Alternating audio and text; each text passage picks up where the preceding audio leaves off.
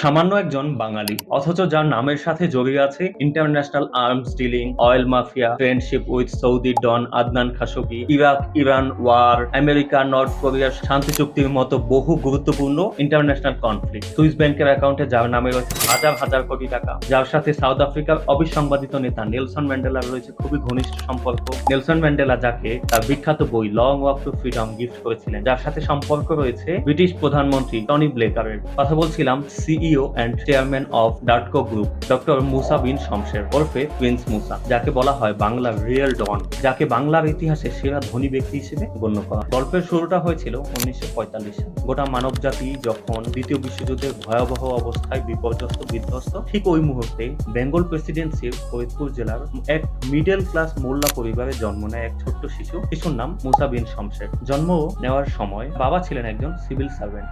1971 সাল বাংলাদেশ স্বাধীন হয়। স্বাধীন হওয়ার পর যুদ্ধ বিধ্বস্ত দেশের ইকোনমিক অবস্থা খুবই ডাউন। ওই সময় মিডল ইস্টের গ্রোয়িং কনস্ট্রাকশন ইন্ডাস্ট্রির জন্য প্রচুর ম্যান পাওয়ার প্রয়োজন হয়। এই সুযোগটা কাজে লাগায় প্রিন্স মুসা। তিনি বাংলাদেশ সরকারের অনুমোদন নিয়ে বাংলাদেশ থেকে ম্যান পাওয়ার সংগ্রহ করে লেবার মার্কেট অ্যানালাইসিস করে মিডল ইস্টের বিভিন্ন কান্ট্রিতে লেবার সাপ্লাই দেওয়া শুরু করে। এতে করে তিনি প্রচুর অর্থ উপার্জন করতে শুরু করেন। জানা যায় বাংলাদেশের শিক্ষিত নরনারী ও পেশাদার মানুষের জন্য ইতালি সহ ইউরোপের বিভিন্ন দেশে যাওয়ার সুযোগ করে দিয়েছিলেন ডক্টর প্রিন্স মুসা। 1971 থেকে শুরু করে 2000 সাল পর্যন্ত এইটুকু সময়ের মধ্যে 30 মিলিয়নেরও বেশি মানুষ সে মিডল ইস্টে সাপ্লাই করেছে। এছাড়াও তার ছিল অন্যান্য আরো ব্যবসা। 1970 থেকে 80 সাল সময়ে অপরিশোধিত তেলের ব্যবসা ও ইন্টারন্যাশনাল আর্মস ডিলিং এর মাধ্যমে তিনি প্রায় 10 বিলিয়ন ইউএস ডলার উপার্জন করেন। 1980 দশকে যখন ইরাক ইরান যুদ্ধ হচ্ছিল, সেই সময় উভয় দেশকে fighter jet, intercontinental ballistic missile, tank ইত্যাদি সহ বিভিন্ন ধরনের অস্ত্র সাপ্লাই করেছিলেন তিনি। এ সময় তার পার্টনারশিপ হয় সৌদি ডন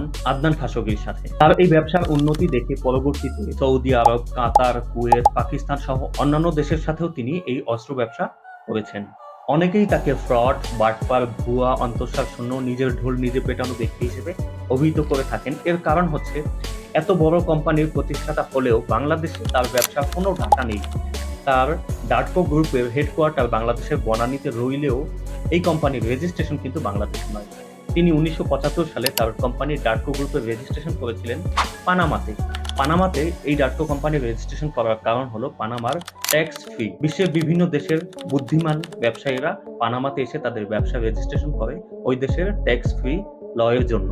এবং ওই ল আরো এই সুবিধা দেয় যে ওই দেশের যে সকল ব্যবসা আপনি করবেন সেই ব্যবসা সংক্রান্ত কোনো তথ্য অন্য কোনো থার্ড পার্টিকে দেওয়া হয় না। এজন্য বাংলাদেশে তার ব্যবসা সংক্রান্ত কোনো ডকুমেন্টস এবং ডাটা নেই, যার জন্য অনেকেই তাকে ভুয়া বলে মনে করে। কিন্তু এই ব্যক্তি 1997 সালে ব্রিটিশ প্রধানমন্ত্রী নির্বাচনের সময় টনি ব্লেকারকে 5 মিলিয়ন পাউন্ড ডোনেট করার চেষ্টা করেছিলেন।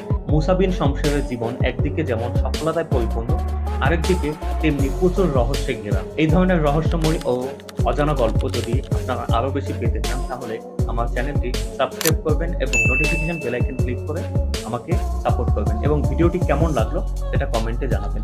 নেক্সটে কোন টপিকের উপর ভিডিও চান সেটাও কমেন্টে জানাতে পারেন। ধন্যবাদ সবাইকে। আসসালামু আলাইকুম।